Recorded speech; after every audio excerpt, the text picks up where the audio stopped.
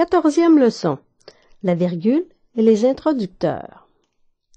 Certains mots liens servent à introduire une explication, une précision, une restriction, une reformulation ou un exemple. Habituellement, les grammaires classent ces mots ou ces locutions parmi les conjonctions, les adverbes, les prépositions.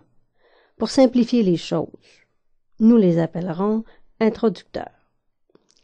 La règle générale veut qu'on mette une virgule avant les introducteurs pour les renforcer. Regardons des exemples. Les introducteurs sont en rouge.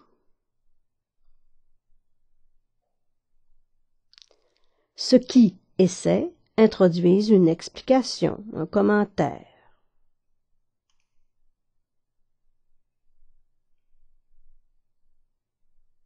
Ici, notamment, entre autres, introduisent des exemples.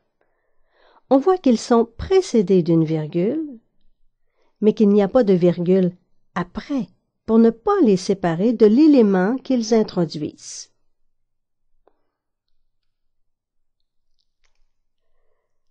Notez que si l'introducteur est immédiatement suivi d'un complément de phrase déplacé, jusqu'à son retour de voyage, on respecte la règle de l'encadrement du CP. La virgule n'a donc rien à voir avec l'introducteur.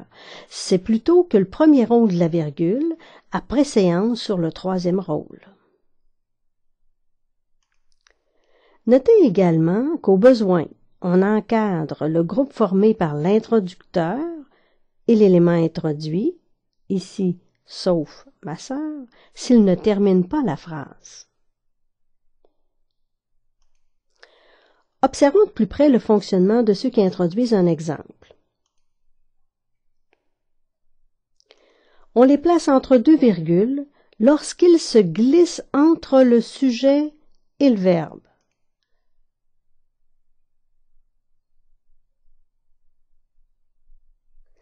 Par exemple, se trouve ici entre le sujet la comparaison et le verbe fait mieux ressortir.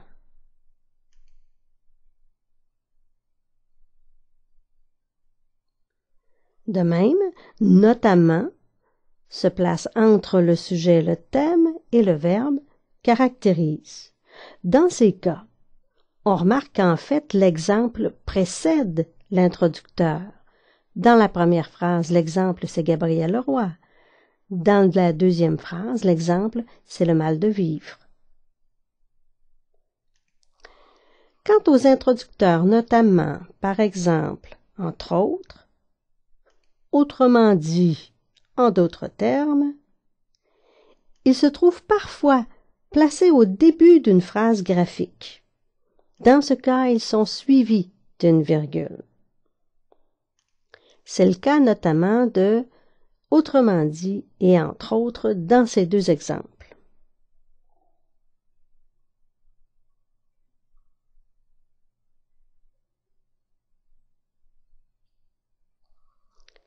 En résumé, de façon générale, on met une virgule avant les introducteurs. Toutefois, on met une virgule avant et après, notamment, par exemple, lorsqu'ils sont placés entre le sujet et le verbe. On met une virgule après, notamment, par exemple, entre autres, autrement dit, en d'autres mots, lorsqu'ils sont placés en tête de phrase.